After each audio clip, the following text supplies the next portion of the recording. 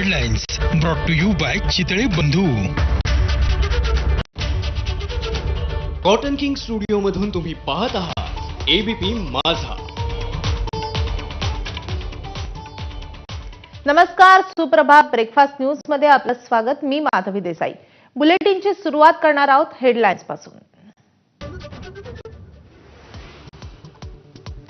महाराष्ट्रात निवडणुकीपूर्वी नवीन मतदारांची लक्षणीय वाढ. 7 महिन्यात 14,70,000 मतदारांच्या संख्येमध्ये वाढ. विधानसभा निवडणुकीनंतर एकूण 18,80,000 मतांची भर.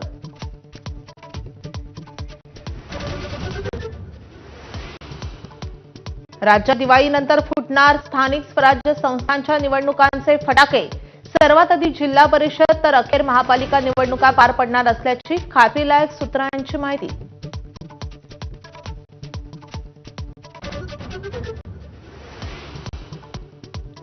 नागपुरात आज राष्ट्रवादीचं चिंतन शिबिर. अजित पवारांसह पक्षाचे मंत्री आणि प्रमुख पदाधिकारी उपस्थित.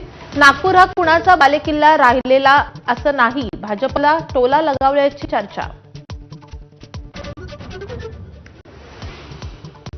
मनसे अध्यक्ष राज ठाकरे आज अंबरनाथ आणि कल्याणच्या दौऱ्यावर. आगामी स्थानिक स्वराज्य संस्थांच्या निवडणुकांच्या पार्श्वभूमीवर पदाधिकाऱ्यांशी चर्चा करणार.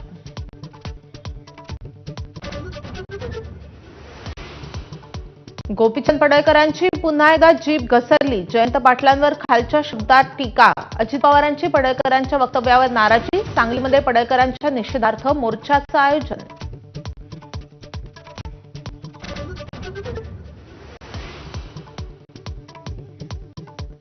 जालन्याच्या अंतरवालीमध्ये दगडफेकीच्या प्लॅनवेळी शरद पवारांचा आमदार बैठकीला उपस्थित. मंत्री छगन भुजबळांचा खळबळजनक दावा. 83 पोलिसांवर दगडफेक झाल्याची भुजबळांची माहिती.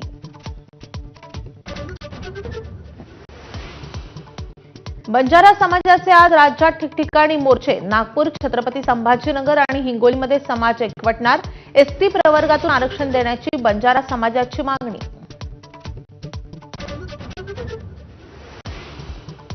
जगात जर्मनी, भारतात परभणी ओळख असलेल्या शहरामध्ये कचऱ्याचं साम्राज्य. कचरा उचलणाऱ्या कंपनीचे 14 कोटी थकल्यानं कचरा उचलणं आठवड्याभरापासून बंद. परभणीकरांच्या जीवाशी खेळ.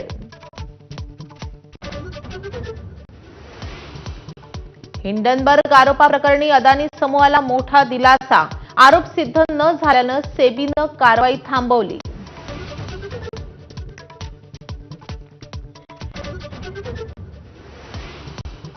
एका आठवड्यात खड्डे बुजवा आणि कंत्राटदारांवर कारवाई करा. हायकोर्टाचे सर्व महापालिकांना आदेश.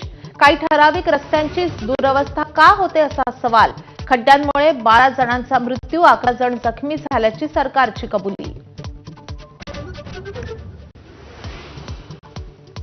मुंबईत आयफोन स्टोअर बाहेर ग्राहकांची लांबलचक रांग. आयफोन 17च्या खरेदीसाठी बीकेसीतील स्टोअर बाहेर पहाटेपासून गर्दी. राजधानी नवी दिल्लीतही झुंबड. आजपासून ओला आणि उबेरचा प्रवास 1.5 पटीनं वाढला. भाडं प्रति किलोमीटर 22 रुपये 72 पैशांवर. मागणी नसलेल्या काळात भाडं 25% होणार कमी.